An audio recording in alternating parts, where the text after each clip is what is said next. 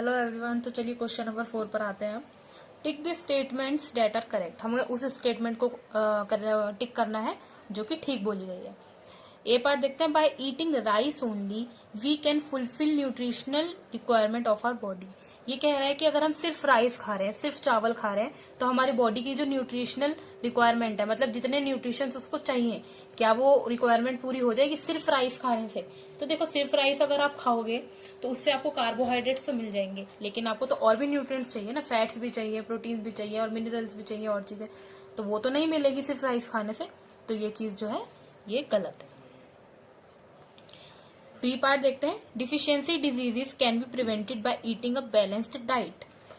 जो deficiency diseases हैं, क्या बैलेंस डाइट लेकर ठीक की जा सकती हैं? तो पहली बात तो डिफिशियंसी डिजीजेज क्या होता है? किसी न्यूट्रिएंट की कमी होने की वजह से जो हमें रोग लग जाते हैं वो होती है डिफिशियंसी डिजीज।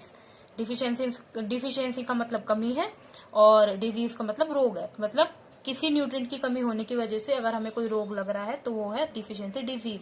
और अगर हम बैलेंस डाइट लेते हैं, मान लो किसी के अंदर प्रोटीन की कमी है, प्रोटीन की भी कमी है और फैट्स की भी कमी है, ठीक है, और बाकी सब ठीक है उसका, अगर वो प्रोटीन और फैट्स लेना शुरू कर देगा, वो चीजें खाना शुरू कर देगा, तो उसका वो जो रोग है वो दूर हो सकता है। तो इसका मतलब ये बात ठीक है कि बैलेंस डाइट से आप डिफिशियंसी डिजीज को प्रिवेंट कर सकते हो। सी पार्ट देखो। Balanced diet for the body should contain a variety of food items. मतलब जो बैलेंस्ड डाइट है उसके अंदर फूड आइटम्स की वेराइटी होनी चाहिए, मतलब अलग अलग तरह के फूड आइटम्स होने चाहिए।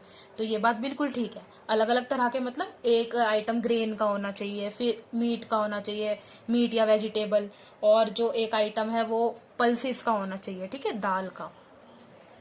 तो ये सब वैरायटी जरूरी है हमारे खाने में, हमारी बैलेंस डाइट में। क्यों जरूरी है? क्योंकि अगर हम वैरायटी ऑफ फूड्स लेंगे तभी तो हमें सारे न्यूट्रिएंट्स मिलेंगे। किसी एक खाने में तो ऐसा नहीं कि अगर आप मीट ही खा रहे हो तो आपको मीट से सारी रिक्वायरमेंट, सारी न्यूट्रिशनल रिक्वायरमेंट पूरी हो जाएगी।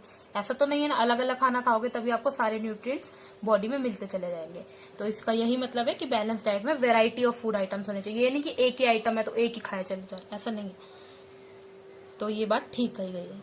डी पार्ट देखते हैं। Meat alone is sufficient to provide all nutrients to the body. अब ये कह रहा है कि अगर हम सिर्फ मीट खाते हैं तो क्या हमारी सारी न्यूट्रिशनल रिक्वायरमेंट है बॉडी की वो पूरी हो जाएगी? तो अब देखो, अगर आप सिर्फ मीट खा रहे हो और कुछ खा ही नहीं रहे, मीट अलोन मतलब सिर्फ मीट खा रहे हो, तो आपको जैसे प्रोटीन्स मिल जाएंगे, फैट्स मिल जाएंगे, लेकिन इतनी दोनों चीजों के को मिला के तो बैलेंस डाइट नहीं है, ये तो ठीक नहीं है, सारी न्यूट्रिशनल वैल्यू तो पूरी नहीं होगी, क्योंकि आपको तो फिर कार्बोहाइड्रेट्स भी चाहिए, डाइटरी फाइबर्स भी चाहिए, तो वो कहाँ से आएंगे?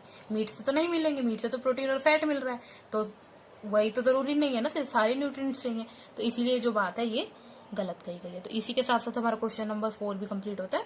नेक्स्ट वीडियो में क्वेश्चन नंबर 5 डिस्कस करेंगे। Thank you.